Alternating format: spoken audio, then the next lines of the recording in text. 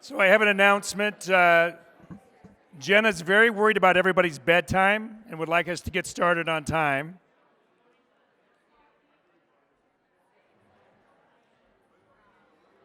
So feel free to mingle a bit, but we're going to go ahead and get started. It doesn't seem to be impacting anybody. We'll be recording this, so you can always watch this first part again later. So, what do you think? You guys are good? All right.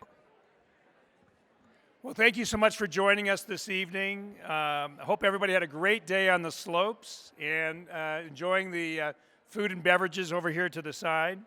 My name is Dr. Matthew Powell. I will serve as the moderator for tonight's exciting symposium. It's a whole new world navigating therapeutic options in endometrial cancer. The GOG Foundation would like to thank our commercial supporters for their unrestricted educational grants, and that's AstraZeneca, GSK, and Cairo Pharma.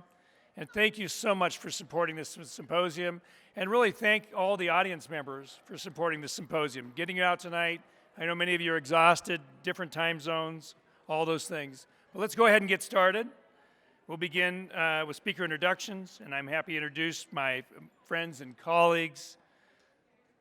Dr. Backus, would you like to, introduce yourself? Hi, I'm Flora Backus, gynecologic oncologist at The Ohio State University and James Cancer Hospital in Columbus, Ohio. And really glad to be here with you guys. And Amanda? Hi, good evening, everyone. I'm Amanda Fader from Johns Hopkins Hospital. I'm also a GYN oncologist. Delighted to be here. And can anybody guess how old my picture is here? How many years old is this? We all think maybe we should update our pictures. 5 years is what? Okay, 10 years. Okay. 1. 1 year for you. Good. Yeah. Yours was yesterday. Great. This is our disclosures for tonight's evening program. We'll do a quick review of the agenda. Obviously, we're just doing the welcome and introductions at this point, while everybody is getting their beverages and such settled. We'll be talking about frontline trials and current landscape. And we know there's been a lot already said at this meeting, but we want to really highlight some of the key points of these different studies and trials and really try to get everybody understanding where we are in endometrial cancer. That will be led by Dr. Amanda Nichols-Fader. And then following up with emerging novel therapies and clinical trials, second line and beyond, Dr. Flora Backus from The Ohio State University James Cancer Center. Then we're hoping to have a very exciting dialogue with cases, case-based approach, especially for those that are studying for their boards. We hope to provide unique insight into some of the complexities of care of these patients. I think throughout this meeting, both at this ISS and at the Winter SGO meeting, hopefully touch on many of the key controversies within endometrial cancer. In order to stay on schedule, we have strict guidelines, very strict guidelines in keeping everybody on time. We're laughing because we have lots of things to cover here tonight. Our learning objectives, upon completion of this activity, we'll be reviewing the current landscape for the treatment of advanced stage or recurrent endometrial cancer based on pivotal clinical trials and insights into these studies. We'll discuss biomarker-based strategies to direct chemotherapy, radiation, and combined chemoradiation and biologically directed treatments. We'll highlight novel therapies and current clinical trials for endometrial cancer and decipher how best to treat patients based on this debate format that we hope to foster tonight with our expert faculty shown to my right. You know, many of us rely on our NCCN guidelines for what we can do, and as most of us know, these are just guidelines of basically everything available. Starting off with just our principles of molecular testing, when to test, who to test. These are all controversies that we struggle with almost every week at our tumor board, at our patient discussions, and obviously I'm not going to go into this great detail, but to note that they have been updated this past January, and there are some new things in these guidelines, and these will be highlighted throughout the talk. As said earlier today, the big news in endometrial cancer, or the sad news in endometrial cancer, that we now have more deaths in the United States due to endometrial cancer than ovarian cancer. Ovarian cancer death rate has been falling, and unfortunately in endometrial cancer, we're going the wrong direction. So really highlighting the need for us to have a better understanding of endometrial cancer, and really the excitement on why we have such a great audience tonight to learn from our expert faculty here. It's really been a journey. 2023, 2024, we have so much new in endometrial cancer, and I think we've spent the last decades understanding surgery, understanding risk profiles and prognosis. Now we have predictive biomarkers, or at least what we hope are predictive biomarkers, guiding us on when to use appropriate therapies, and most importantly, as we talked about this morning, when we can start to de-escalate therapy. We have several randomized trials that have been highlighted in the last year to two, as shown here. These will be gone over in more detail throughout the talk. Some just have news releases, so we don't have information yet, and we're anxiously awaiting these next few months to inform us on not only how we treat our patient in front of us, but what we'll be thinking about over the next few years. And with that, I will turn this over to Dr. Amanda Nichols-Fader to talk about frontline trials and the current landscape. So thank you so much for joining us.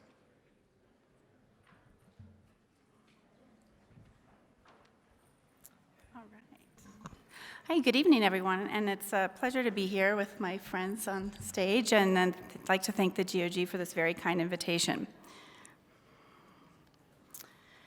All right, so despite frequent initial or subsequent treatment responses, prolonged remission or curative intent remains elusive for most patients with metastatic solid tumors. And we know that in this setting, that the greatest contributor to short interval recurrence or cancer-related mortality is treatment-resistant metastatic disease.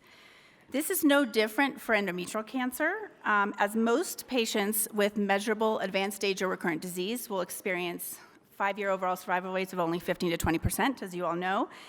And more than a decade ago, the GOG 209 study established that carboplatin paclitaxel was the global standard of care for advanced or first-line recurrent endometrial cancer. However, when we actually examine the GOG NRG trials with the carbotaxol backbone, or in the arms that have only the carbotaxol backbone, we see pretty consistently across all the trials that the median progression-free survival in these studies in both biomarker unselected or mismatch repair proficient tumors ranges from only 8 to 13 months. So there's a lot of room for improvement here. And while we understand very well what the clinical and demographic and now biomarker-based prognostic factors are for poorer outcomes, the reality is that using cytotoxic chemotherapy with or without radiation alone really confers limited to moderate efficacy for our patients, and certainly long-term efficacy, and especially in patients with these poor prognostic factors. So understanding and leveraging patients' molecular profiles so that we can harness the impact of actionable mutations, predictive biomarkers, and novel treatment strategies is really a key component to improving these outcomes. And it depends on strategic and rational trial development in order to get there, because among the 3 most common gynecologic cancers, the only one that's rising in incidence mortality has the fewest FDA-labeled indications for approval, which is absolutely absurd. However, you can see that in the last 8 years, we've quadrupled that through the emergence of modern IO therapy. And the number of trials dedicated to patients with endometrial cancer study have increased substantially over the last decade. So we're moving in the right direction. And the great news is in the last 5 years alone, there's been a record number of practice-changing trials, as you all know, reported and published, with 2023 being the banner year, perhaps the most significant year in recent memory of endometrial cancer trial abundance. And all of these studies, as you also know, have really harnessed the molecular underpinnings and biology of this very genomically heterogeneous disease called endometrial cancer, with target-specific and immunotherapeutic approaches based on the landmark TCGA schema that we all know so well and has defined the molecular strata for the disease that we now use in practice. As Matt mentioned, the NCCN guidelines have evolved radically during this time, and even in just the last 5 years, it's amazing to see the radical changes and the evolution of biomarker-based therapy that round out our treatment courses. And ESGO, WHO, ESTRO, NCCN have all endorsed the use of molecular classifiers or algorithms that allow oncologists to more practically incorporate the TCGA guidelines into the practices. So let's briefly cover the trials, and we're going to go over them. We've talked a lot today already about molecular classifiers, and we're all very familiar with the NCCN, PROMIS, and many other classifiers that exist. But we're going to be talking about how these classifiers can help us make rational selections in our patient treatment strategies.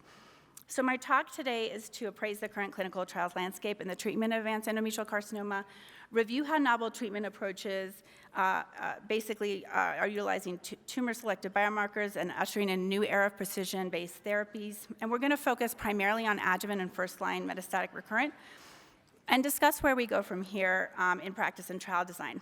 And I don't know about you, but I'm really feeling choice overload right now.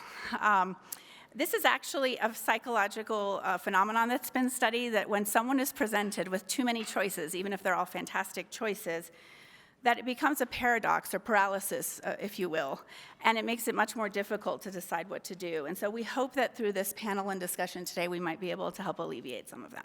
Could I please get my water? I'm sorry. Oh, yeah. 3 drops. Thank you so much. Okay. So let's start very briefly with some of the adjuvant trials, and we are all quite familiar with the PORTEC 3 and GOG 258 studies. And both of these studies were designed, as you know, to endeavor to determine the optimal treatment strategy for patients with high risk, early stage or adjuvant advanced stage disease. And in the PORTEC 3 design, this was largely enriched by stage 1 and 2 patients, actually. More than 50% were stage 1 or 2. And they were randomized to receive either external beam pelvic radiotherapy after surgery or external beam with chemosensitizing treatment followed by adjuvant carboplatin and paclitaxel. And as you all know, adjuvant chemotherapy given during and after radiotherapy did not improve 5-year overall survival in this cohort. It did, however, demonstrate an improvement in failure-free survival in patients with stage 3 of the disease and in serous tumors.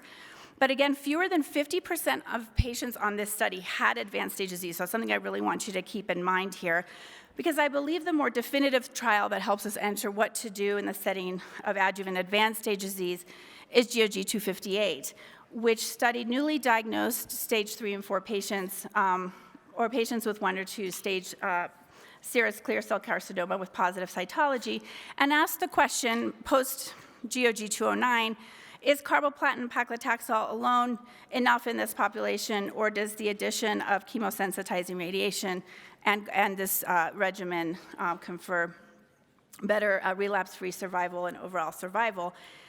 And we know now from both the original analyses and the long-term overall survival data that recurrence-free survival was not improved with a combination over chemotherapy alone. And after a median follow-up now of 112 months, the hazard ratio for overall survival with chemoradiotherapy was not significant. Although we know that local recurrences are better with CRT, we know that this results in an increased risk of distant recurrence. And I think what's important to recognize as well with this study is that this trial was enriched with stage 3 patients. Like over 85% of the trial had stage 3 disease, unlike the PORTEC 3 trial. And when you look at the forest plot for this study, you also see that there was no significant variable that trended towards chemoradiotherapy being better.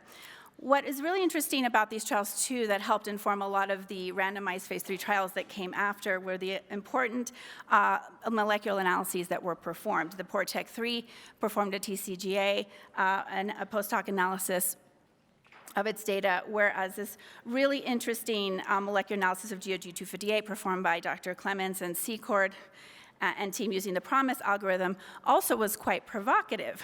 And what these pivotal molecular analyses both showed is basically that molecular classification has strong prognostic value in high-risk endometrial cancer and advanced stage disease, but also predictive value. As we saw in the Therapeutic analysis, that patients with p53 abnormal tumors were significantly more likely to benefit from chemotherapy-based regimen than from whole pelvic alone.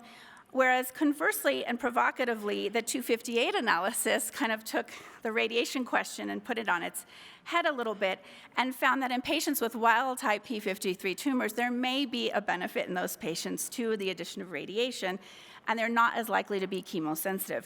We don't know the answer to these questions. It requires further study, but both were very interesting. And both trials showed us that we had work to do in improving survival outcomes for these patient populations.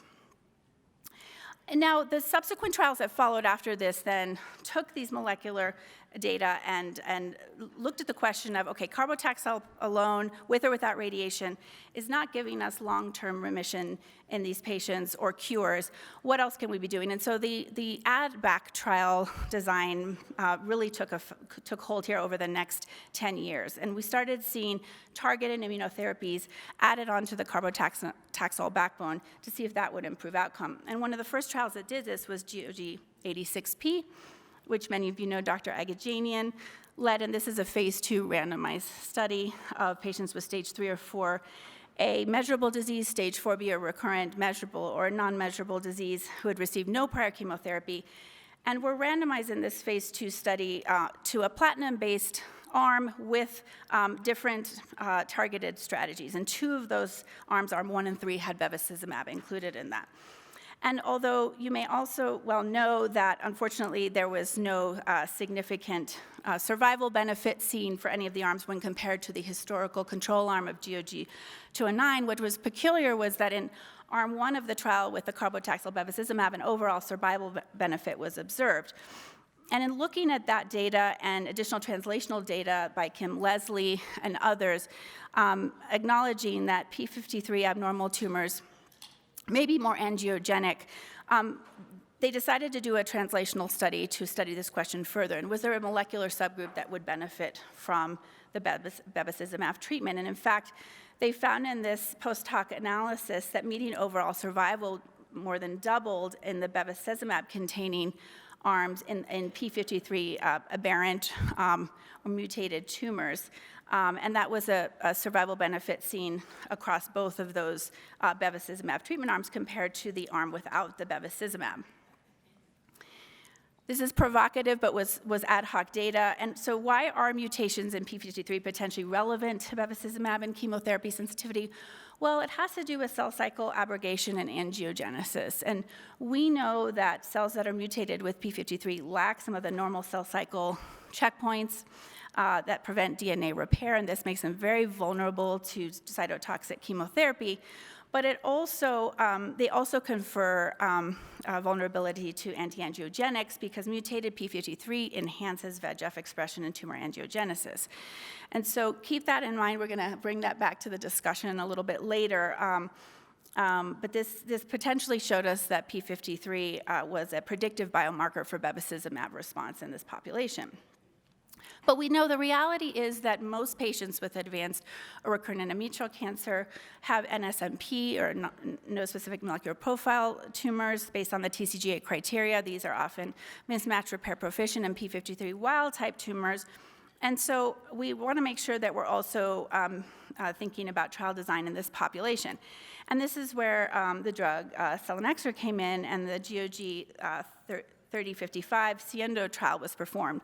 So many of you already know that selinexor is a specific XPO1 inhibitor that leads to the nuclear retention and activation of tumor suppressor proteins, including p53. And in this phase 3 multicenter double-blind placebo-controlled trial of maintenance PO selinexor after platinum taxane-based therapy in patients with stage 4 and recurrent disease, they saw a significant but maybe not clinically meaningful improvement in progression-free survival in the overall cohort. But in a pre-specified subgroup of patients with the wild-type p53, it was a pretty impressive 10-month improvement in progression-free survival observed in this population. And so the logical next step, given that very interesting finding, was to perform a confirmatory trial. And let me go to the next slide. Where we could determine whether P53 restoration of P53-mediated apoptosis occurs with selinexor. And so this trial has now been designed as led by, I believe, Dr. Vergote, and is DOG 3083, and really is enriched with patients with the wild-type disease, another randomized phase 3 double-blind trial to determine the efficacy of selinexor in the maintenance setting in this population. Similarly, there is ongoing study of the drug naftamadlin, and I don't know if that's how you pronounce it, but sounds right, naftamadlin, as maintenance therapy as well for patients with advanced or recurrent cancer. And this is an MDM2 inhibitor. It stands for murine double minute 2. I always want to say double mint.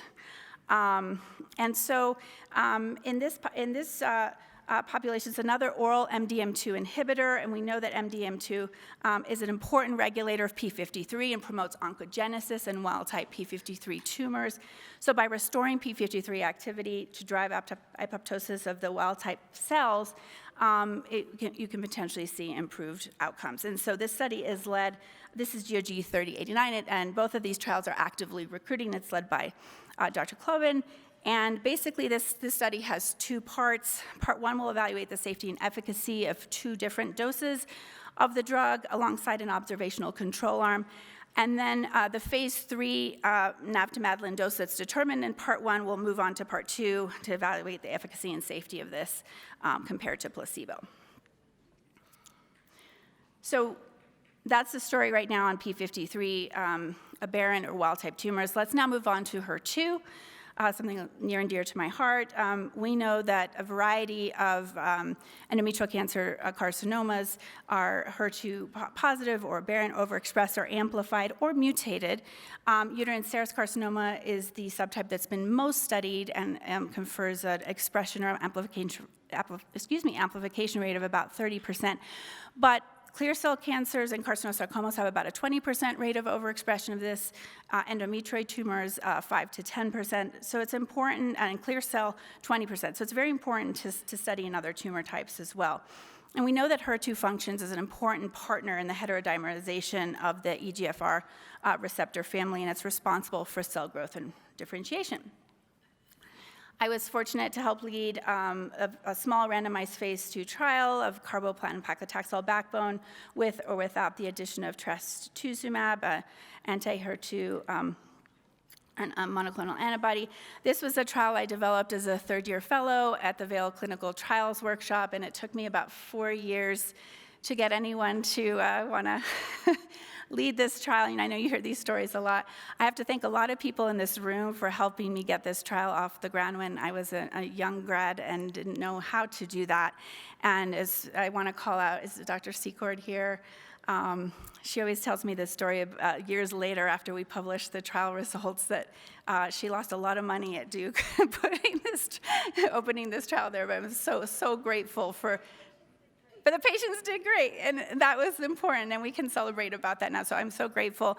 David O'Malley, Paula Gehrig, Alessandro Santine, and many people helped get this small trial going where we studied patients with 3+ IHC or amplified tumors by FISH. And as you all know, in the initial analyses, there was a progression-free survival advantage conferred with the trastuzumab arm for both patients with upfront and recurrent disease, though the benefit was most seen in the upfront setting.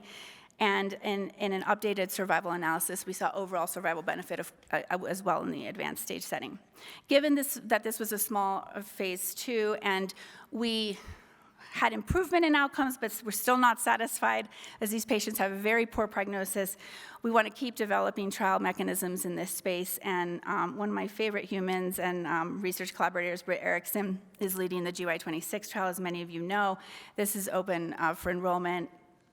And we appreciate all the patients we can get on study. And this is a 3-arm randomized study of carboplatin Taxol with or without trastuzumab, or with or without trastuzumab, pertuzumab, both with chemo and in the maintenance setting, in patients with stage 1 through 4 uterine serous or carcinosarcoma, or further unclassified tumors that are HER2. So we hope this will help answer an important question. There's several other ADC trials being developed in this space as well. So let's now move to checkpoint inhibitor therapy, which has been talked about a lot today, which is wonderful. But we know this has revolutionized the care of our patients in both the recurrent and advanced setting. And the landmark Keynote and Garnet studies in 2016-17 really kicked things off and demonstrated significant, very impressive, overall response rates in patients with recurrent, heavily pretreated disease.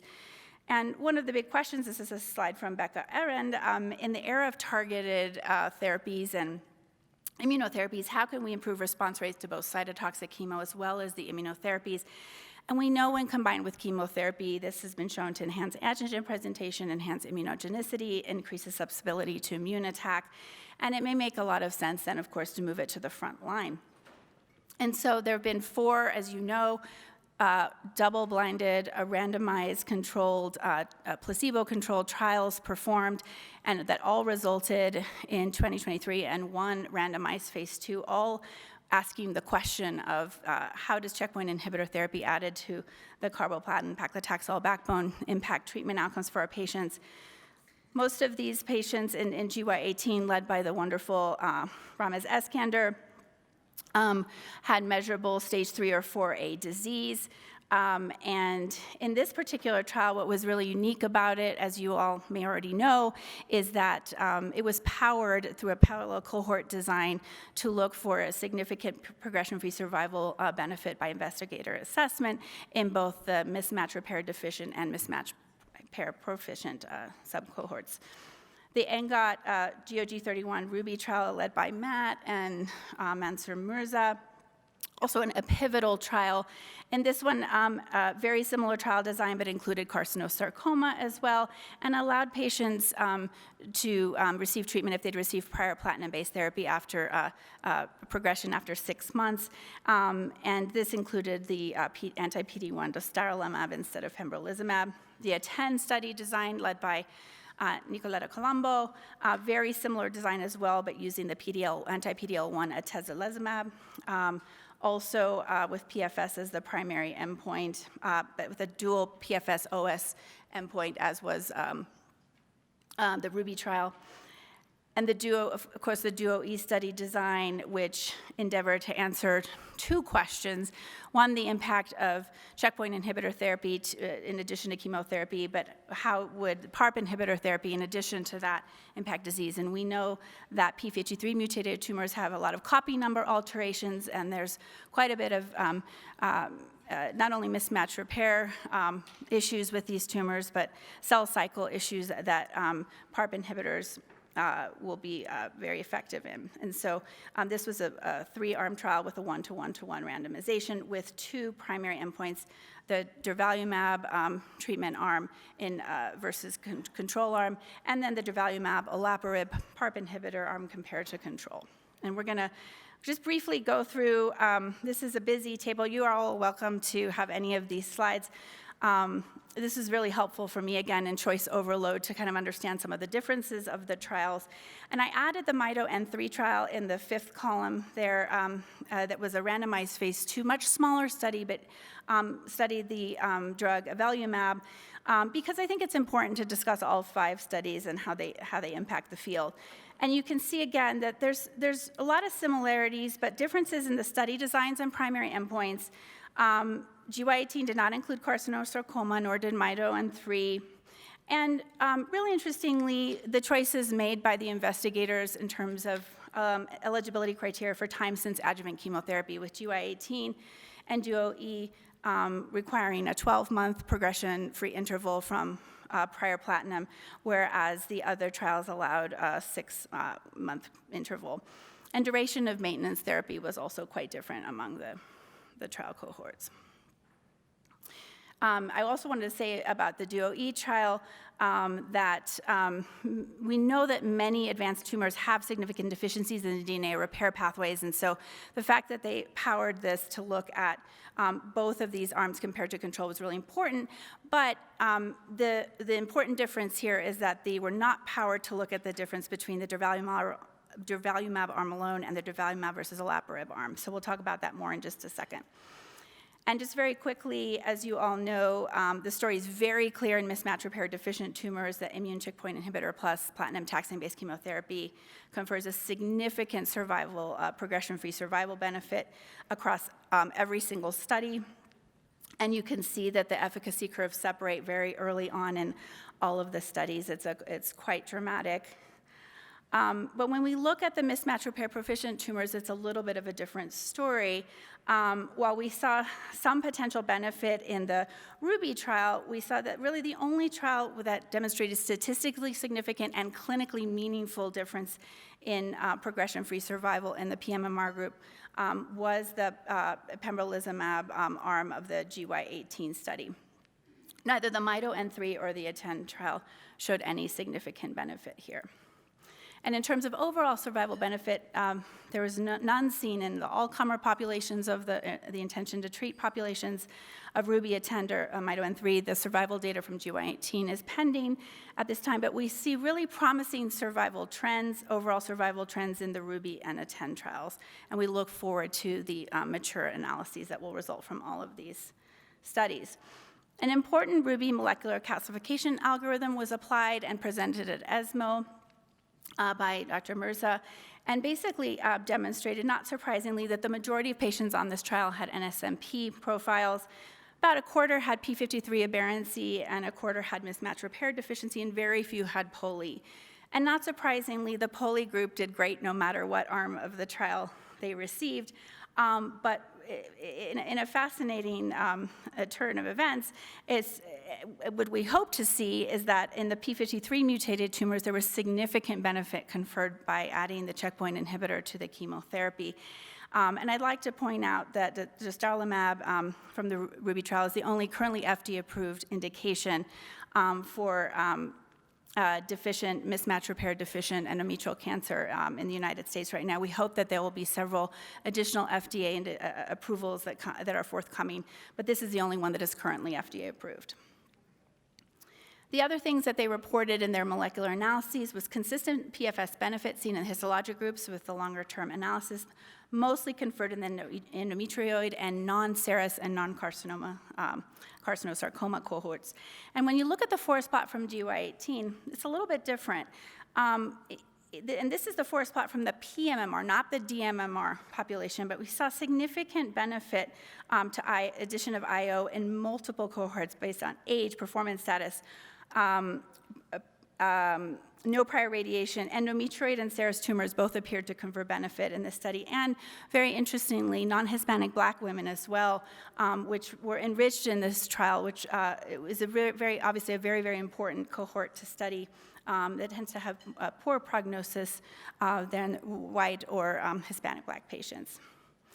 And in the updated forest plot by the GY18 study team that Dr. Eskander presented at ESMO, it was interesting to see, though, that the serous tumors sort of fell out, but the endometrioid grade 1, 2, and 3 tumors and other tumor types strongly remained associated with immunotherapy. The durability of response data was also presented at ESMO by Dr. Eskander from the GY18 cohort and showed significant objective response rate improvement and duration of response when the pembrolizumab was added compared to the placebo arm.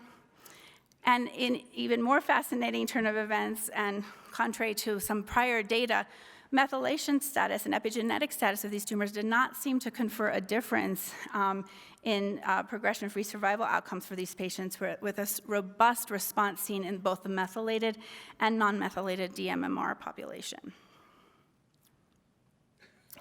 If we go back now to Joey, this was a wonderful study that was led by Dr. Shannon Weston. The interim overall survival data showed a positive trend in both experimental arms, the durvalumab and the durvalumab olaparib arm, and we saw significant and clinically meaningful improvement in the progression-free survival for the chemotherapy and durvalumab, followed by durvalumab, as well as the durvalumab plus olaparib arm in patients with newly diagnosed advanced or recurrent endometrial cancer.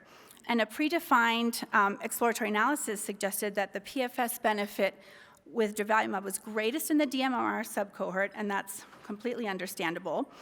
But was really exciting and interesting was that adding olaparib to durvalumab enhanced the PFS benefit in the pMMR subgroup, but not the dMMR subgroup.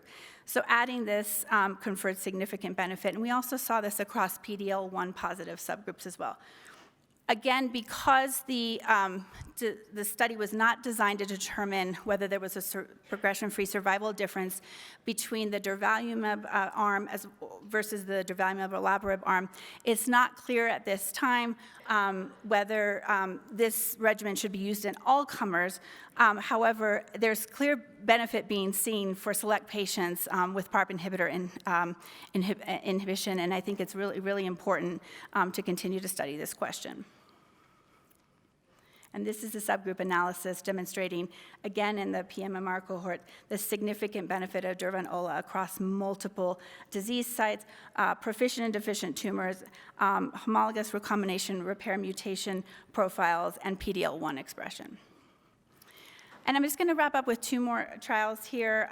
The UTOLA trial asked the question as well with PARP inhibitor study. This was a randomized phase 2 trial. It's a smaller study looking at platinum-based chemotherapy with or without PARP inhibition with olaparib maintenance.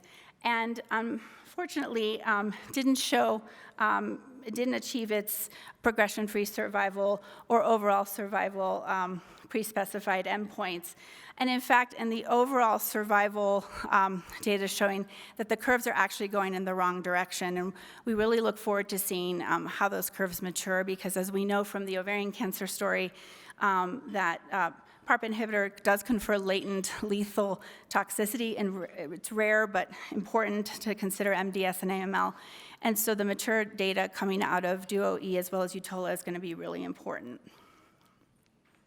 Finally, I just wanted to end with a couple of de-escalation. We've been talking about escalation strategies, and I want to end with a de-escalation strategy.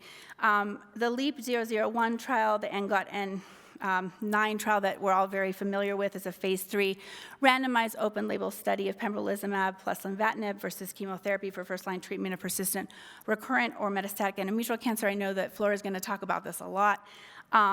And this was in stage 3 or 4 recurrent endometrial cancer patients with no prior chemotherapy. This is one of the first trials in the modern era in advanced recurrent disease where cytotoxic chemotherapy has not been in one of the treatment arms. So we were very excited about this. But we're very disappointed to hear the news release that came out just a few weeks ago, letting us know that unfortunately the experimental arm did not meet its dual primary endpoints of overall survival and progression-free survival for the first-line treatment of patients with this disease. So we look forward to the additional study updates and information to see if there are a subgroup of patients that may benefit from this strategy. And finally, our own Flor Bacas and Brian Slomovitz are leading the Keynote C93 GOG 3064 trial. This is a phase 3 randomized open-label study of first-line pembrolizumab versus platinum doublet chemotherapy enriched smartly with mismatch repair deficient advanced or recurrent endometrial cancer. This is a very exciting trial. It'd be wonderful if we can see the same outcomes that we're seeing in the rectal cancer and colon cancer literature in terms of being able to use monotherapeutic strategies and avoid chemotherapy in the upfront setting. So we look forward to this and hope you'll enroll to this trial as well. So in summary, we've made remarkable progress in the treatment of advanced first-line recurrent endometrial cancer based on advancements in the molecular understanding and development of novel drugs that obviously target specific tumoral aberrations and protein expression levels. Carboplatin paclitaxel remains an important backbone of treatment for advanced and recurrent disease, but only has moderate to limited effectiveness. There's a shelf life to its effectiveness, and escalation add-on trial designs have really helped us better understand how to treat patients with pMMR, HER2-expressed amplified, or P53 aberrant disease. Endometrial cancer, we know, has great genomic heterogeneity, and it's important we look at these molecular subgroups in understanding the best treatment options for them. So test all your patients and test early. We'll talk probably more about that in the discussion. Targeted therapy options based on mismatch repair status and HER2 are currently actively being used. Emerging therapeutic options for P53 aberrant or wild-type tumors and HRD-positive endometrial cancer are also actively being studied. And will molecular testing allow us to make smarter choices about whom might benefit from adjuvant therapies? Ongoing and future trials will help us clarify, and thank you all for enrolling to trials and for your attention today.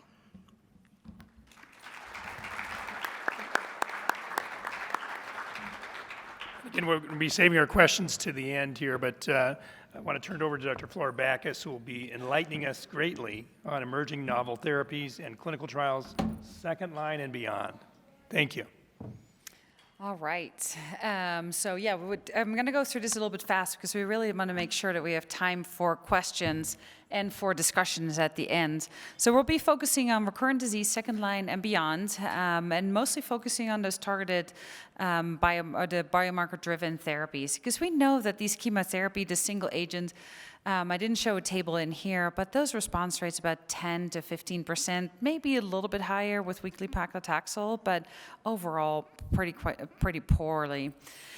So the changing molecular landscape, and we've seen a lot of the different slides on this, but I think it's really important where we've gone from our low grade and our high grade, or our type 1 or type 2s, we still have some of that, and we still look at histology, but very important also is that we're seeing these molecular differences in here with these different molecular targets also. And it's not just the molecular targets, but you can also see these other factors that I've listed here, such as TROP2, folate receptor alpha, homologous recombination deficiency testing, PD-L1, B7H4, clonidine 6, all these different targets that we can now use and have drugs for under development. So yes, we have the fewest approved, but we have a lot of in development. And so we'll talk about immunotherapy. We're going to talk some about antibody drug conjugates, cell cycle targeting drugs, and a little bit also about hormonal therapy.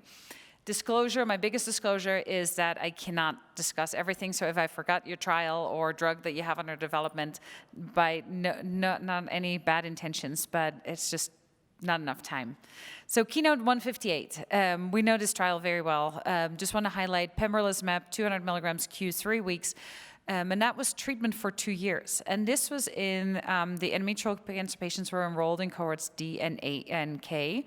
And this was a little bit different from the Garnet trial, which also enrolled the endometrial cancer patients, dMMR in A1, pMMR in cohort A2, both large studies, but dostarlimab was given every 3 weeks for just 4 cycles and then went to every 6 weeks. So this is really the only study that has the dosing studied in the 6-week that we most commonly use probably in our practices. Plus, this is not the 2-week, but this was dosed till progression. Despite that, the outcomes and objective response rates are very similar. You can see here in this table, and again, this is not an all-inclusive, didn't fit all on one screen, but the response rate's somewhere between 45 and 50% in the dMMR population. In the pMMR population, also very consistent, about 13-14% or so. That means that not everybody responds, but if you respond oftentimes for a very long time. And we've even seen some patients that are such long-term responders that we even start thinking about have we cured these patients. So it's great to see that median overall survival at 12 months, for example, is around the 70% range, which is in recurrent endometrial cancer that typically we gave less than 6 months. But we do need to do better. It is great. So on the left, we see this Garnet progression-free survival curve. So if you make it past the 12 months, which you can see here, about 50% at 6 months have dropped off. If you make it past 12 months, it's most likely that you're going to continue to respond. These curves flatten. But there's still the other half of the population that have already dropped off that we need to figure out something else for. If you are, and the other, on the right, you see the Phaedra trial, so that was durvalumab. dMMR, very similar curve as what we see with the dostarlimab. In the pMMR, you can see that by the time that first imaging occurs on study, before that 3-month mark, most people have already progressed. So what can we do to get these patients to respond as well? And there are some options for combinations, and we've seen this in practice. But the thought behind this is when we combine immunotherapy and we add endovascular therapy is that we can reinvigorate the immune system, decrease the number of Tregs, differentiate the dendritic cells, get normalization of the vasculature, get increased tumor-infiltrating lymphocytes, and then have the PD-L1 to further activate that, or PD-1 inhibitors. So this was kind of the model behind lenvatinib and pembrolizumab, which was then compared to doxorubicin or paclitaxel given weekly, with the primary outcome of PFS and OS. Mind you, this study did have the requirement that patients had a prior line of platinum-based chemotherapy and had to have measurable disease. These are the updated data. These were presented by Dr. Macker and published in JCO in 2023. And we see here that the PFS is remarkably improved, 6.7 versus 3.8 months, and also overall survival. And these are the curves, by the way, for not the overall population, but these are for pMMR that I have up here. 18 months versus 12 months. So a significant improvement, 30% decreased risk of progression or death if you are on a lenvatinib rather than our previously standard doxorubicin or weekly paclitaxel. So this really is an overall survival benefit. And so this should be our new next go-to in those patients that have been previously treated with chemotherapy. Also, I want to highlight here is the objective response rate. So you see here at the bottom, objective response rates from 15 to 30%. In the dMMR population, though, yes, 12%, and we go to 40%. But this is that same similar population as we saw in Garnet and in the Keynote 158 population also. Those response rates for single-agent immunotherapy were 45 to 48% or so. Here we see 40% with a combination. So those dMMR populations, just as Amanda had pointed out with the addition of olaparib, also the addition of endovascular agents is probably not needed or doesn't appear to be needed in a dMMR population. We see different side effects, and these are a little bit harder to manage, and most people have not just hematologic side effects that we see with traditionally with chemotherapy, but they have multiple side effects. They have hypertension, they have hypothyroidism, diarrhea, fatigue, arthralgias, proteinuria, anemia still, but these are manageable, and as you use this combination more, you become a very good medical doctor also, and treating all these medical problems along with it. And it's also important to have good relationships with a nephrologist that knows how to work with these patients that are for long terms on TKI and have hypertension and proteinuria and other issues. And really, we think that this shouldn't be a reason that we shy away if we have a trial that actually shows overall survival benefit. But in order to try and see if we can reduce the side effect profile or improve our side effect profile a little bit, Dr. Fu did this study, and this was presented at IGCS in 2022. She enrolled 57 patients and had an objective and gave combined atezolizumab with bevacizumab, similar population. In the pMMR population, also 33% response rate, with a 15-month duration of response and a median progression-free survival of almost 8 months. You see the spider plot here, very encouraging for those patients, as well as the waterfall plot. And that was in both pMMR and dMMR that had good responses here. What else could we do to improve over just immunotherapy? So can we combine it with PARP inhibitors? And here's a picture on the left where we think that PARP inhibitors create this DNA damage, release cytosolic DNA that activates the stimulating pathway of interferon, and that increases the tumor-infiltrating lymphocytes in the microenvironment. And then if we further enhance this with the PD-1 and PD-L1 drugs, we can hopefully get some synergy. And that was the reason that they did the DOMAC trial, which was a combination of durvalumab and olaparib. They enrolled 50 patients, very mixed population, we have to say. You can see at the bottom there's some carcinosarcomas, endometrioid grade 3, serous patients, undifferentiated. And unfortunately, they saw progression-free survival of only at 6 months was 34 months, but they set their bar at 50% for their 6 months PFS. So they did not meet the criteria here. Objective response rate was 16%. And if you look at this progression-free survival curves also, where they categorize it in the molecular subclassification, you see that PFS is pretty short.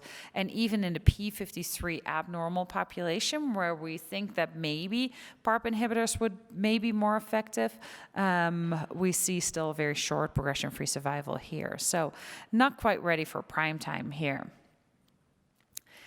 What about those patients that did respond well to immunotherapy but ultimately progressed on it?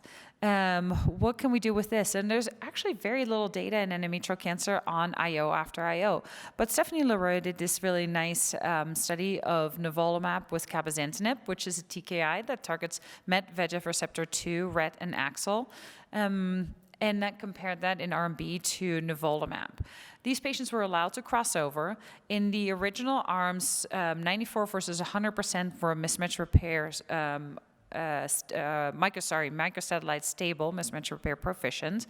And they saw objective response rate that was better with the combination, 25 versus 11% as expected with single agent nivolumab in a microsatellite stable population.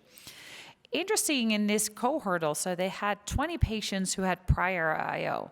And they could have had prior IO and recurred later or had progression on this. In this population, they had 22% that were microsatellite high.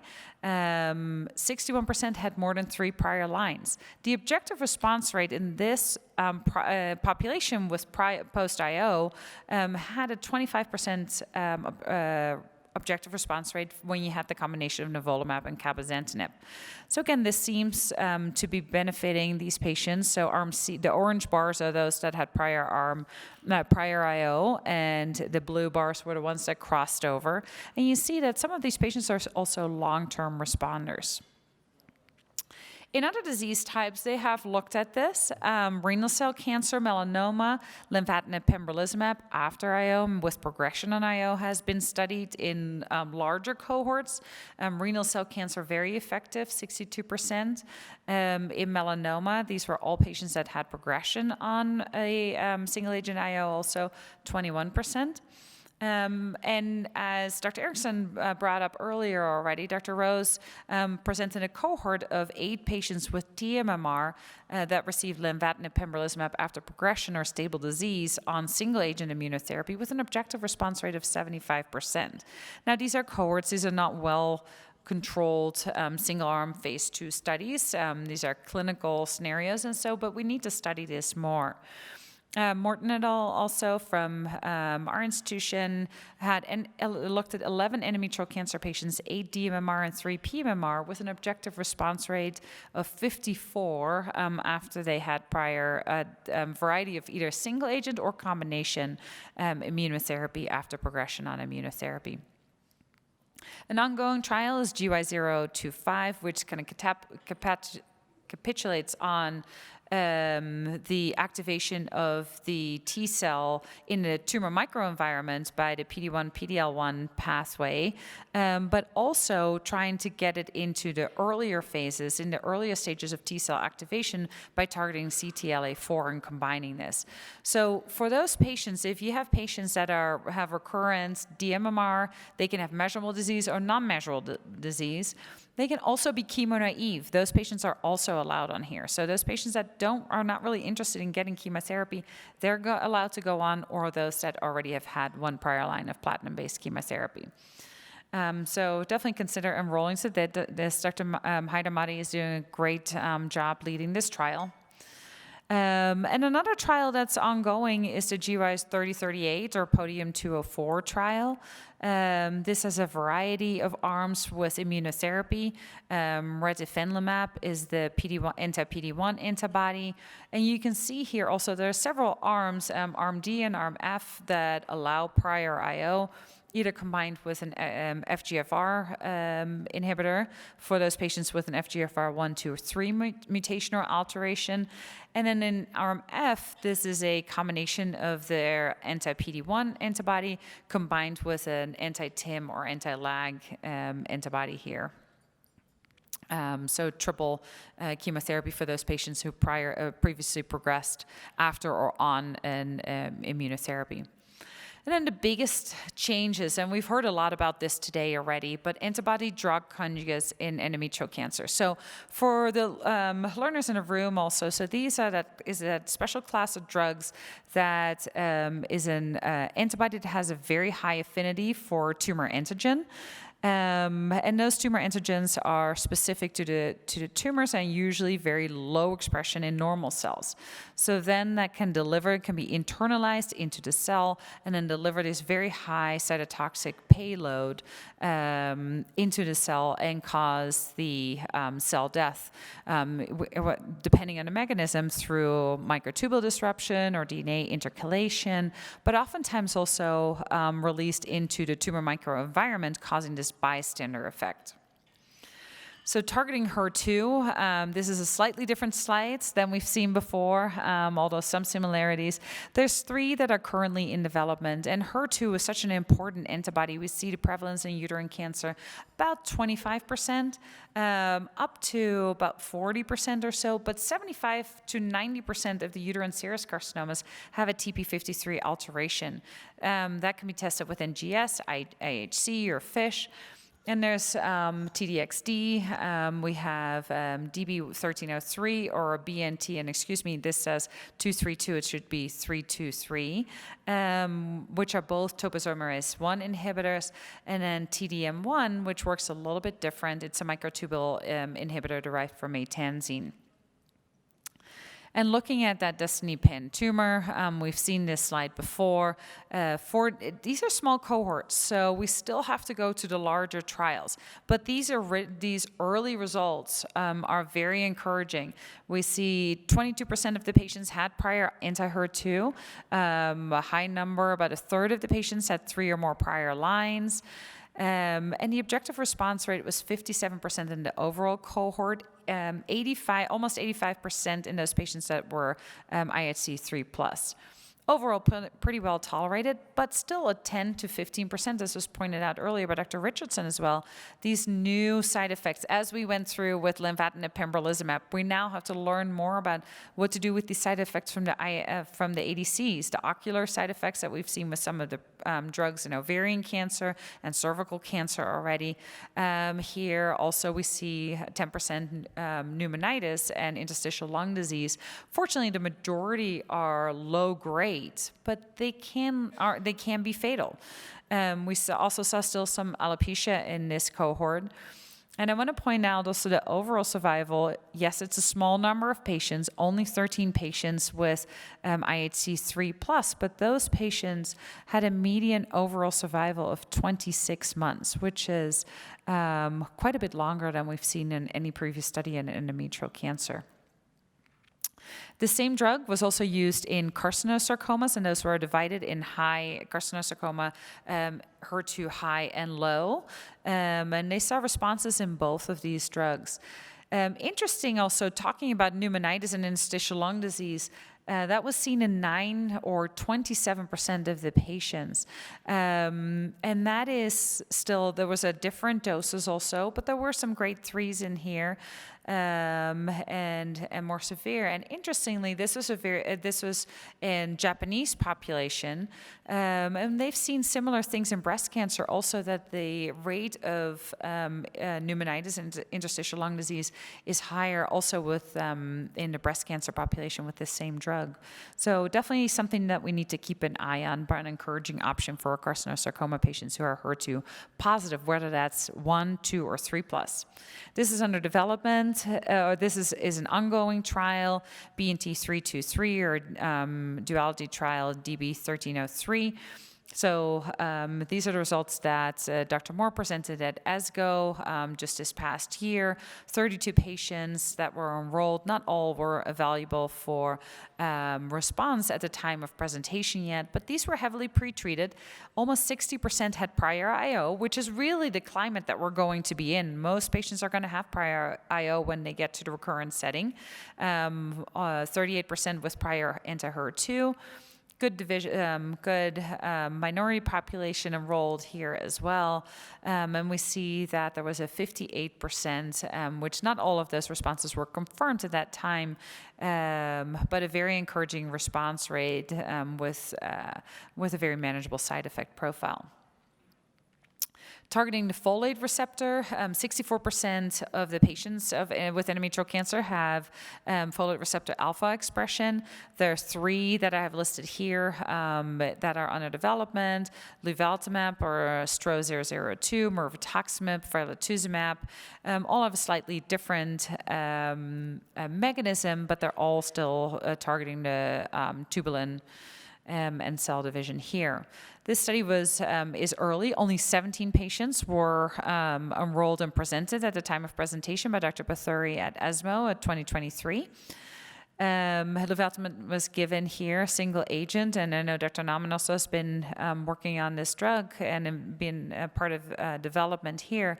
Encouraging results. When we take a look at the table below in the left lower corner, we see that the objective response rate, 19% in patients who have folate receptor alpha expression of just greater than 1%. But if it's greater than 25%, that objective response rate went up to 29%. So again, early, but you see also here in the spider plot that these responses are ongoing, and look forward to seeing a bigger cohort here. TROP2, there's 2, at least 2 here in development as well. IMU-132 and MK-2870. And a lot of the endometrial cancer, 90% of the endometrial cancers overexpress this target. And we've seen results here that have been presented by Dr. Santin and Dr. Pardial. So in the TROPIC-03 study with 22 to 33% response rates with impressive waterfall plots again, and a manageable side effect profile. This table is for your reference, and I am running out of time, so I'm going to go a little bit quicker. We can't forget about targeting other drugs that are non-chemotherapeutics and specifically target the cell cycle. And Dr. Feder mentioned already those patients that are p53 mutated. That is typically in a G1S checkpoint. So those patients are much more dependent on the checkpoint if there's any DNA damage for arresting the cell cycle and doing DNA repair by stopping in the G2 to M at the G2 to M checkpoint. And we inhibitors, check inhibitors, ATR, ATM, those all come in at that checkpoint. So if you have a mutant p53, you're highly dependent on that, and that gets blocked. The thought is that those drugs are more effective. Adavosertib, which is a WEE inhibitor, was presented by Dr. Joyce Liu at ASCO most recently in 2023. This trial enrolled uterine serous carcinoma. The objective response rate was 29% with a median progression-free survival of 6%, duration of response of 9 months. In the largest study, the Adagio study that enrolled 109 patients, the final results and the final manuscript is still pending, but the objective response was similar, although the duration of response was a little bit shorter and the progression-free survival was as well. It's still the waterfall plots, spider plots, everything looks very encouraging, but they also saw a lot of toxicity here. A lot of patients needed dose holding, dose reductions, and a couple patients discontinued in the smaller study. And the thought was, or at least postulated, that is this because the drug is more difficult to tolerate, that the duration of response was a little bit shorter, but we'll have to wait for that final manuscript to get that final data. This trial is ongoing, GOG 3065, using azenosertib, and Dr. Weston is leading this effort. And if we come back to PARP inhibitors, also here in that DNA repair, we can see a single agent. So we've talked about it a little bit more. Single agent PARP inhibitor is really the only larger trial that we've seen what the response rates are. 12.5% objective response rate in the 40 patients who received olaparib here with a progression-free survival of 2 months. So still a lot of work to do in combination, which again, Dr. Weston has a trial for. She has a lot of these, so it's fantastic, all the great work she's doing with selumetinib, a MEK inhibitor, and olaparib or selumetinib alone. And these are specific for patients with a RAS mutant ovarian or endometrial cancers, and that's in the combo match trial. Hormones, of course, we know our progesterones, everolimus, letrozole, we've been using those for longer, but in the column on the right, also in ER-positive tumors, letrozole, ribociclib, and letrozole, abemaciclib now have been added to the guidelines as well. The different agents here, and this is more a table for your reference, we see that the objective response rates are somewhere between 10 and 30% with relatively short progression-free survival. But as we go up and start combining these hormonal agents, we see these numbers improve further.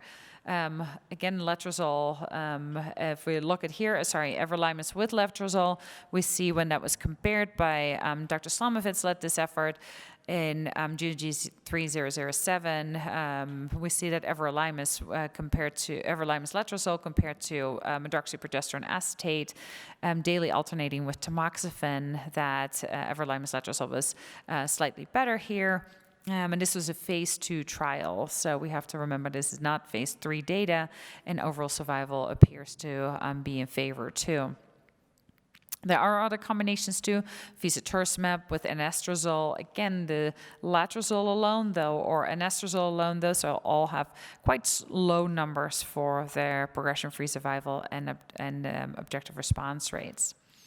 Lastly, CDK4/6 inhibitors. The thought is that CDK4/6 inhibitors induce cell cycle arrest via G1 to S cell cycle checkpoint, and it's downstream of the estrogen signaling. So when we combine this with estrogen targeting agents, that may help. We've seen this graph before as well earlier today, where the combination of palbociclib with letrozole compared to letrozole by itself improved both the disease control rate as well as the median progression-free survival. And similarly, when combined with abemaciclib, we see very encouraging waterfall and spider plots here, with also some long duration of responses. And that the spider plot is in months, not in weeks, so very encouraging here, and also some biomarker driven, which was mentioned earlier also, that if you have a P53 mutation, you're going to respond less to this. But for those P53 wild-type patients, letrozole, these hormonal combinations seem to be more favorable. Ongoing trials with in GY028 with an ACT inhibitor, ipatasertib versus medroxyprogesterone acetate, or alpelisib and fulvestrant for a PIK3CA mutated and estrogen receptor positive endometrial cancer, led by Dr. Gaillard. So in summary, subclassification, it's very complex, and it's getting harder and harder to keep up with all these different data. Molecular profiling, as was said before, including NGS, immunohistochemistry, is critical and really opens up new opportunities for targeted therapy for our options. The new landscape will need options for treatment for after IO, as a lot of our patients will see IO up front. We have to figure out, what do we do for those patients without progression on IO? What do we do for those patients with progression on IO? Antibody drug conjugates are a very effective way of delivering high-potency chemotherapy, but we have to think about and learn more of these new toxicity management strategies. And of course, hormonal therapy combinations can provide a significant clinical benefit that we cannot forget about. I'll hand it back to you. All right. All right, we have about 15, 20 minutes left, and in response to Dr. Faders, who's feeling choice overload right now?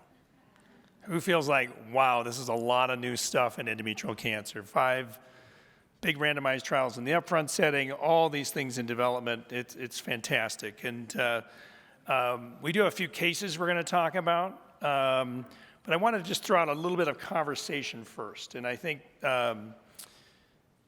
one of the things that Dr. Coleman talked to us about was the importance of biomarkers. And we didn't spend a lot of time in this discussion, but we all talked a lot about biomarkers throughout this. And I think, you know, as we run trials, we tend to, you know, we'll use DOE as an example, give all patients the PARP inhibitor, the checkpoint inhibitor, and the chemotherapy as our, you know, the winning best arm of that trial, right?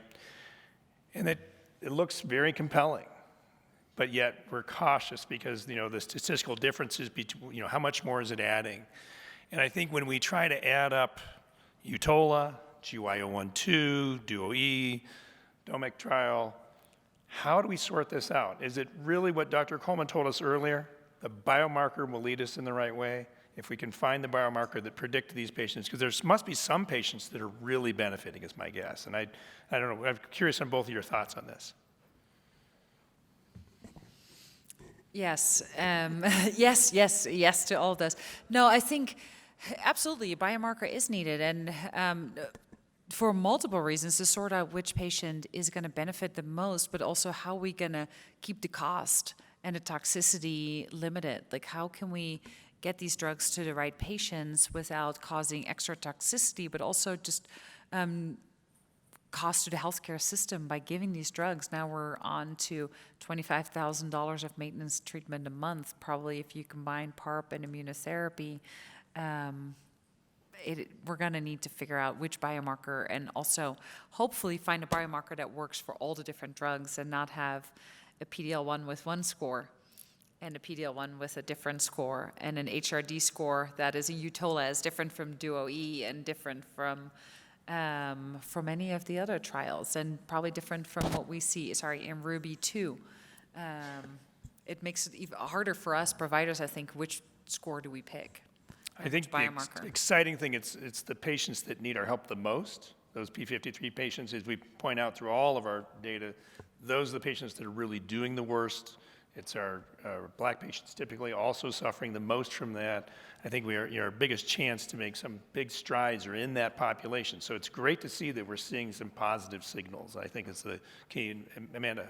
No, I agree with everything that Flor said. And when you have a cancer cohort that's so genomically heterogeneous as endometrial cancer is, and in order to perform these trials in large subsets of patients, never more have the post hoc analyses been more important than I think in the era of molecular therapeutics. And I hope the FDA will start to recognize the importance of those pre-specified, molecular and other, and as ctDNA is incorporated, it's gonna be another biomarker that we're considering. And so I do think there's value to doing large trials in a genomically diverse subset of patients, but then creating rational trial design that with pre-specified, endpoints to really understand who's going to most benefit from these therapies, and then we can design more rational trial strategies and umbrella and platform trials to get at those questions in a better way.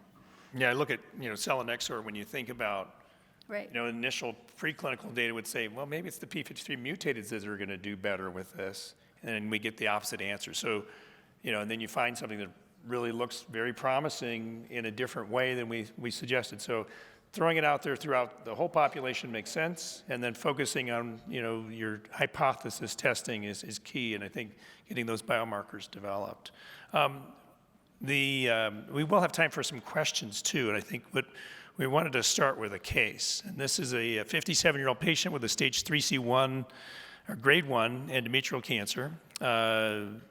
The PMMR, ERPR positive, P53 wild type, HER2 is only 1+.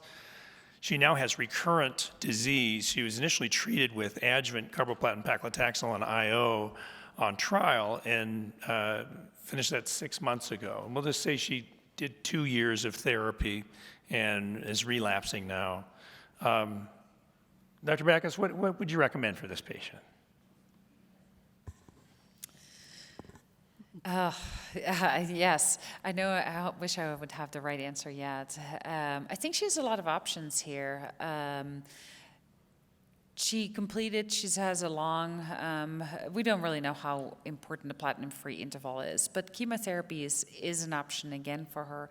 I also think that this patient is still a good candidate for lenvatinib pembrolizumab. We don't really have data that these patients shouldn't go on that. And if you want to avoid chemotherapy, I think that would be a very reasonable option for her, but certainly going to chemotherapy. Are you going to commit her again in a PMMR to IO in this situation? Hard to say. I may go to, I think the other consideration would be if we go back to chemotherapy, adding bevacizumab. Although she's P53 wild type, I may not benefit so much from that, actually, as I was thinking about mutated, but it's wild type. So lots of options here. Hopefully clinical trial otherwise. Yeah, so clinical trial, what clinical trial might she be eligible for, you think? The selinexor. The selinexor trial would be something you'd consider, yeah, P53 wild type. Again, using this molecular data help to drive our treatment decisions. Again, getting us in this choice overload, but using rational thoughts on what we're driving is key. And then, the mention of hormones too. These are patients, sometimes they're, peritoneal carcinomatosis makes us a little worried about giving hormones. Often hormones are kind of nice for patients with oligometastatic disease that aren't in an organ crisis, but certainly options for the patient. We'll skip to the next case here. The case 2 is a 57-year-old patient with a 3C1 serous carcinoma, now with recurrent PMMR P53 mutated HER2 3+ endometrial cancer that has peritoneal carcinomatosis as well. Thoughts on this case, Dr. Fader? Do you want to pull the audience? Yeah. What they would do? I think we should. Yeah, actually, great idea to poll the audience. We got to get them more involved. What are your thoughts on how you treat this patient? I think this is a great area of controversy. You have this patient. Anybody voting for chemo plus IO? I'm sorry?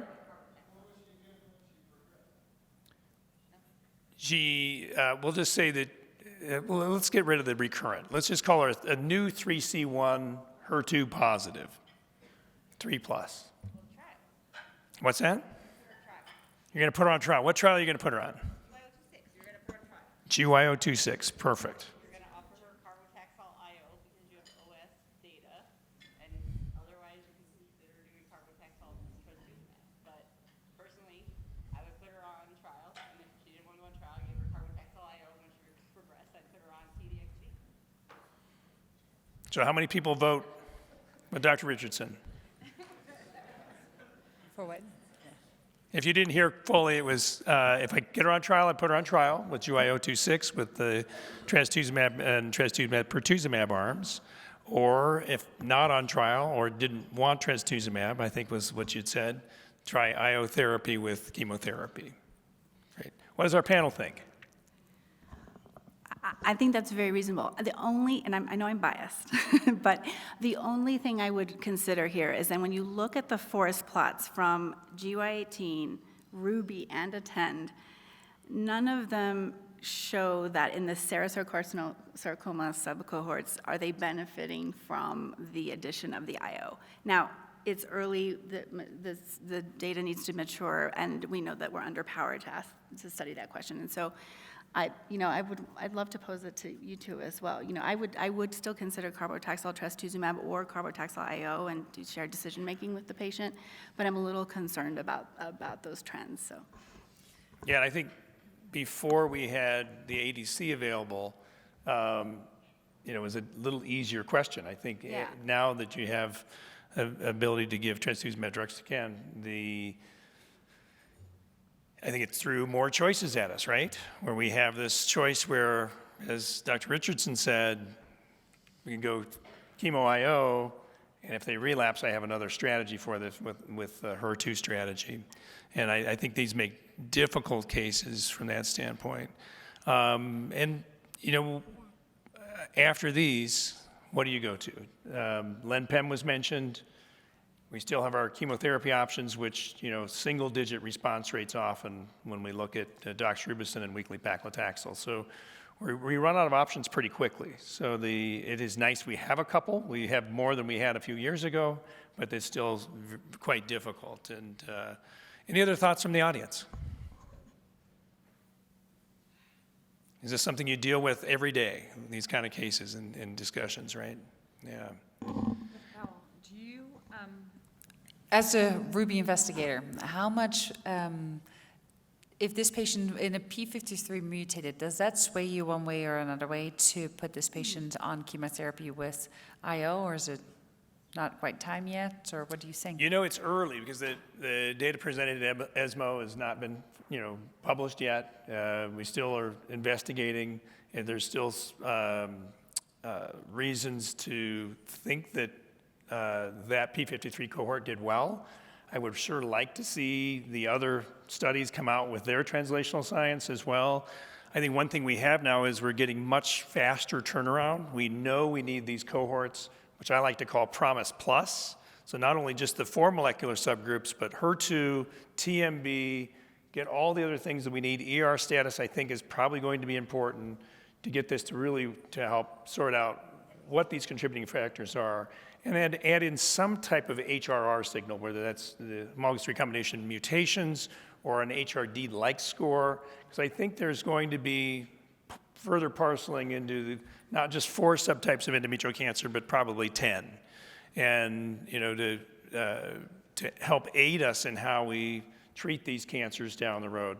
I think that I think clinical trial is always the right answer. So I agree with Dr. Richardson there that we can think about GY026, but I am compelled a little bit about the Ruby subset data to say, it's the same magnitude of benefit as we saw in the DMMR population. And that the overall survival in that cohort is also really compelling. There's so many unanswered questions we have. Why are perhaps Asian patients not doing as well with IO therapy? What's going on different in the US opposed to ex-US? We have a lot of things out there that need to be answered, and I think it's great we have all this new data. We have positive things to be talking about, but sorting out exactly who the right patients are that benefit are tricky. And we can't just use forest plots, as Dr. Coleman told us today. That's a fallacy that forest plots alone don't tell a story when you have so many confounders that lead to each of these individual components. Okay. Let's, and I know our cases are, let's see, let's move to case 3 here. Yes? Are you using ctDNA to guide you when looking for further clinical trials, like the Spartan 360s or anything like that? Like my med-onc colleagues are really using them a lot. We're not, but we're actively talking about it, and I'd be curious to know how many people in the audience are using, if that's okay. Yeah, so yeah, we certainly can ask. So the question is ctDNA use. How many people are using that in their clinical practice for, let's say, for management of endometrial cancer in some component? I see a hand. So What component are you mean in trial selection? That's it could be trial selection. Let's start with any, in any capacity at this point. The one time I had, It could be on a clinical trial, using it at all.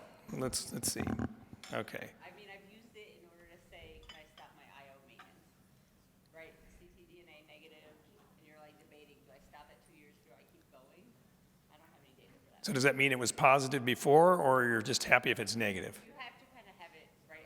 Ideally, you have the serial so that you have it baseline, so that you know what the tumor, that they base on the tumor antigens, and then know where you're at, and then go if there's anything there at the end.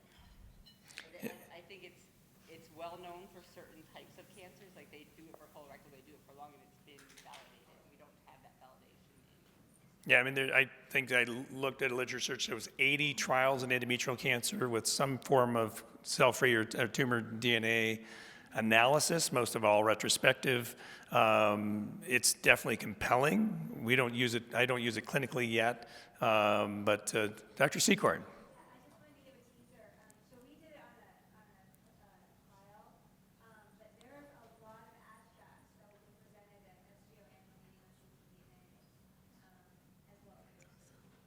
Yeah, we have a working group both in the U.S. and a working group internationally that's looking at this as well. So I think that everybody's, wanting to know who needs to be treated. The early stage patients still looks like that's maybe not predictive enough, but I think for their advanced stage patients, especially as we're making treatment decisions, that there's a lot of room for benefit there. All right, let's move on to case 3, 57-year-old, again with a 3C grade 1 endometrial cancer, DMMR, PR positive, P53 wild type, HER2 was 1+. Now recurrent DMMR with a new splenic lesion. She had completed, for upfront therapy, she completed adjuvant carboplatin paclitaxel and IO and completed her maintenance therapy 4 months ago. So let's say she did 2 to 3 years of maintenance therapy, and now unfortunately she's progressed. What are we going to do next here? Dr. Fader? I think I think there's lots of options as well, so choice overload. But I think surgery is a reasonable option here, given durations and cytotoxic chemotherapy and its isolated disease. It could be potentially done laparoscopically or robotically. And then you could potentially put her back on IO after that, or you consider radiating the tumor and IO after that. With the assumption, I've done that in a couple of patients. I had a patient with a large sacral mass whose DMMR had been on Pembro for about a year, and that it was progressing, and we radiated it and put her back on Pembro, and she's been doing great 16 months later. So in some cases, you can get new antigen presentation after radiation. But there's also a number of medical treatment, other, Yeah, I think that's a great point. I think, 258, I think, told us that we shouldn't do planned radiation for most of these patients, Right. but that doesn't mean we shouldn't be doing radiation. And I think using that tool when we need to, oligometastatic disease is a perfect example.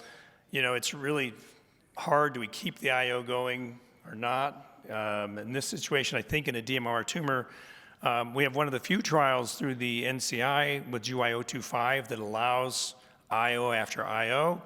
Mostly we're able to sell that trial because in a DMMR tumor, we think it's constantly evolving, and perhaps there's new neoantigens that are developing. Now, that trial would require a 1 year of interval between their last IO before going back on. That was very arbitrary. We weren't real happy with the 1 year, but that's what we came up with from CTAP. Other things that you might consider. I agree with Dr. Bader. This is a perfect time for surgery. The spleen can be a pharmacologic sanctuary. The article I referenced this morning that's now accepted is looking at surgery for oligoprogressive disease in this setting and allowing patients to get back on therapy. So I agree with Dr. Bader. That's a very reasonable strategy for multiple reasons in this scenario. So considering all of our choices, we have our surgery choice, our radiation choice, our systemic therapies. This is also a grade 1 cancer, right? And we have an ER positivity. I think in Dr. Fu's study on atezolizumab and Bev, is something to consider as well in this population. We know that anti-angiogenic therapy, can potentiate the effect of the immunotherapy, and so there are many, Pem, there's many choices here. All right, I think we'll switch to any additional questions from the audience. Oh, she's DMMR. I know everybody's feeling like, I have to get up and ski tomorrow. All right, not hearing any, I think it is it 9:33, is that where we're at? Is that, thank you, Mary.